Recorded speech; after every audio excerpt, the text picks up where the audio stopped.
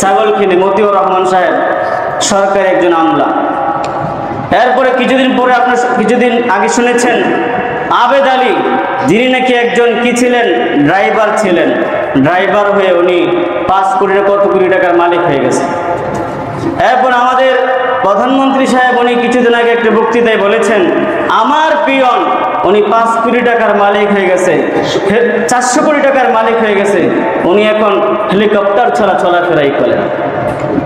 প্রিয় হাজির, এই যে এত সম্পদের মালিক হচ্ছে, এত কিছু হচ্ছে, এই সবগুলো কি জনগণের সম্পদ, রাষ্ট্রীয় সম্পদ।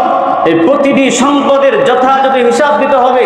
আল্লাহর হাবিব সাল্লাল্লাহু আলাইহি ওয়াসাল্লাম বলেছেন যে যদি কাউকে সরকারি কোনো জায়গায় নিযুক্ত করা হয়, তার জন্য সরকারি কোনো তহবিলের একটা সুযোগ যদি সে আত্মসাৎ করে, কালকে